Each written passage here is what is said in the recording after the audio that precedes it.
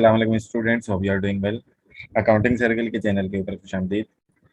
Student, आपके लिए मैं इंट्रोडक्शन टू फाइनेंस का जो कोर्स है उसके पास पेपर सॉल्यूशन के हवाले से सीरीज स्टार्ट करने वाला हूं, जिसमें आज हमारा पहला क्वेश्चन है। और ये जो क्वेश्चन है ये टाइम वैल्यू ऑफ मनी के कॉन्सेप्ट से है। ठीक है जी।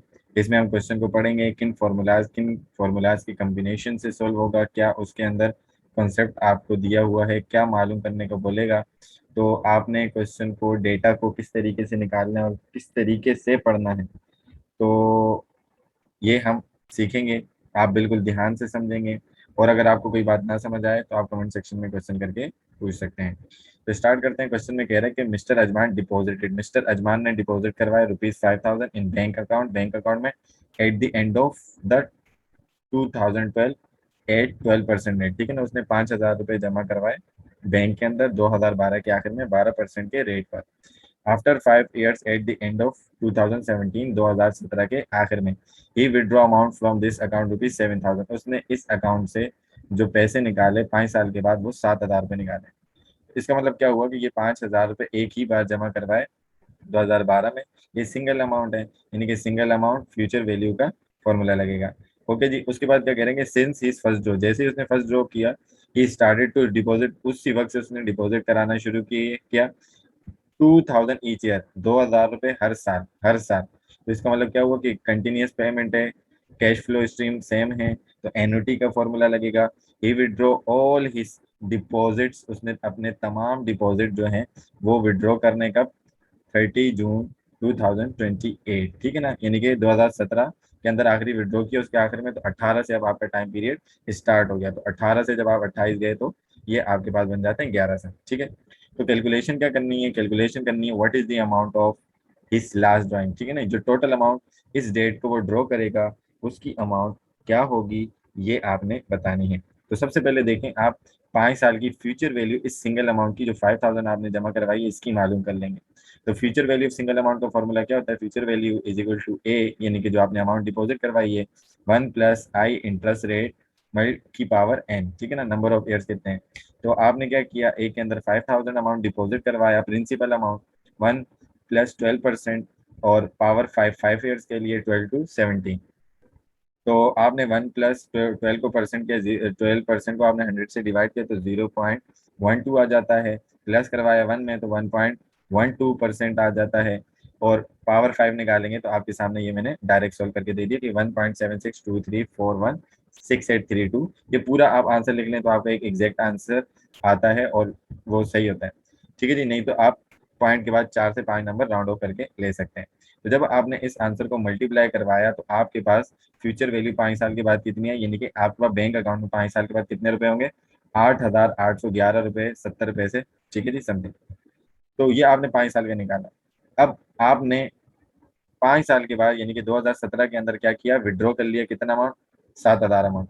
और आपके पास 5 साल के बाद कितना अमाउंट है, ये। तो रिमेनिंग अमाउंट कितनी बची, तो वो निकाल लें, remaining amount after withdrawal. Withdrawal करने के बाद रिमेनिंग अमाउंट कितनी है, टोटल अमाउंट में से विड्रॉल माइनस करवा लें, यानी कि 8,811.70 माइनस 7,000 माइनस करवाया, तो रिमेनिंग अमाउंट आपकी कितनी हो गई, 1,811.708416 हो गया। ठीक है जी। अब उसके बाद अब दो बातें, जैसे ही उसने 2017 में विड्रॉ किया, उसके साथ ही वो हर साल ₹2,000 डिपॉजिट करवा रहा है 30 जून 2028 तक। लेकिन ये जो आपकी सिंगल अमाउंट की वैल्यू बची है, ये पूरी खत्म तो नहीं हुई ना। इसको भी तो आपने, उसने क्या बोला, what is the amount of his last drawing, तो ये भी तो उसी रेट से आगे बढ़ेगी। तो इसका मतलब क्या हुआ कि आपने 2028 तक, जून 2028 तक इस रिमेनिंग सिंगल अमाउंट की भी क्या करनी है, फ्यूचर वैल्यू मालूम करनी है। तो अब आपने क्या करना है कि ये जो आपके पास अमाउंट रिमेनिंग थी ना, इसको भी आपने आखिरी साल तक पहुंचाना है, future value of remaining single amount की। ठीक है, क्योंकि ये भी विड्रॉ नहीं हुई थी। अब हमने यहाँ पर इसको क्या किया है कि इसको मंथ के फैक्टर के अंदर डाल दिया है, क्योंकि अगर हम एयर वाइज करेंगे तो आखिर में जाकर थोड़ी सी हमें मुश्किल होगी। तो इस वजह से हमने क्या किया कि ए की जगह जो हमारे पास अमाउंट रिमेनिंग थी उसको रखा 1, इंटरेस्ट को हमने 12% और डिवाइडेड बाय मंथ के फैक्टर में, तो इसको हम 12 से डिवाइड करवा लेंगे। ठीक है जी। और multiply by n, number of year कितने बनते हैं आपके 11, और मंथ कितने बनते हैं 12। और +6 क्या है, जो आखिरी साल के 6 महीने वो मैंने प्लस करवा दिए। ठीक है जी, 11 12 132 +6 138 हो जाता है। ठीक है जी, तो अंदर का सोल्व किया हमने, तो 1 + 0.01 आ गया, यानी कि 12% को 12 से डिवाइड करेंगे तो 0.01 आ जाता है। और ये हमने मल्टीप्लाई किया एयर्स को, तो 138 आ गया। और इसकी पावर जब हमने निकाली 1 + 0.01 की पावर 138, तो आपके पास ये आ गया 3.947749। तो मल्टीप्लाई करवा दिया रिमेनिंग अमाउंट से, यानी कि 2028 जून 2028 को ये जो आपके पास सिंगल अमाउंट की वैल्यू होगी वो 7,052 रुपए, यानी कि 7,052.17 रुपीज मौजूद होंगे सिंगल अमाउंट वाले। ठीक है जी, तो यहाँ तक के बाद आपको समझ में आ गई होगी। अब हम जो काम करेंगे वो एनओटी वाले पे करेंगे, और जो टोटल अमाउंट होगी उसके लिए इसको उस वाली अमाउंट में एड अप करवा देंगे। सो तो हमारे पास यहाँ पर इसको मैंने पार्ट 4 लिखा है ताकि आसानी रहे समझने में। फ्रॉम 2018 2018 से वो क्या कर रहे हैं, he started to deposit 2000 each year. ठीक है ना, यानी कि उसने बोला था कि 2017 के आखिर में, तो यानी कि 2018 से पहला साल तो 18 ही होगा, 18 19 20 21 22 23 24 25 26 27 28 का आधा। ठीक है जी, तो आपने फ्यूचर वैल्यू ऑफ एन्युटी का फॉर्मूला मालूम करना है ऑर्डिनरी का। तो फॉर्मूला आपके पास मौजूद होता है, principal amount 1 + r⁻n - 1 whole divided by r. ठीक है ना, पी का मतलब पीरियोडिक पेमेंट हो गया, आर फॉर रेट पर पीरियड हो गया, n for number of period number of years भी आप इसको कह सकते हैं। तो फ्यूचर वैल्यू ऑफ ऑर्डिनरी का फॉर्मूला भी आपने किस तरीके से अप्लाई किया कि पी आपके पास 2000 था ईच ईयर, मल्टीप्लाई हो रहा है, या आप मल्टीप्लाई ना भी लगाएं, ब्रैकेट का मतलब मल्टीप्लाई होता है, 1 का 1 आ गया फॉर्मूले का। ठीक है, प्लस रेट आपके पास 12% है। तो यहाँ पर भी हमने मंथ का फैक्टर डाला, किस वजह से, क्योंकि आखिरी साल आपका आधा था।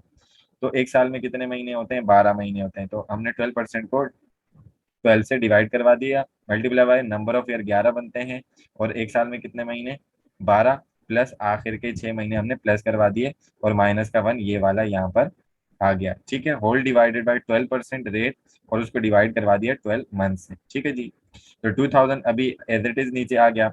ये ब्रैकेट को हमने सोल्व करना शुरू करना है, 12% डिवाइडेड बाय 12, तो 0.01 आ गया, इसको मल्टीप्लाई किया तो सेम वो पीछे वाला आंसर 138, -1 ये आ गया, और 12% को डिवाइड करवाया 12 से, तो 0.01 आपके पास आ गया। ठीक है जी, थर्ड स्टेप के अंदर 2000 हमने एज इट इज लिखी पीरियोडिक पेमेंट, और इसको प्लस करवा कर इसकी पावर लिखी 1.01 की पावर 138 -1, और 0.01 आ गया। उसके बाद फोर्थ स्टेप के अंदर 2000 की पीरियोडिक पेमेंट हमने 1.01 की पावर 138 निकाली, तो 3.9477 समथिंग आ गया, -1 हो गया, और डिवाइडेड बाई 0.01। तो हमने इसको पूरा सोल्व किया, -1 करवाया तो 2.94 आ गया, डिवाइड करवाया 0.01 से, तो आपके पास 294.7749 आ गया, और उसको 2000 से मल्टीप्लाई करवाया, तो आपके जो आपकी फ्यूचर अमाउंट है उसकी टोटल वैल्यू कितनी आ गई, 5,89,549.8905467282।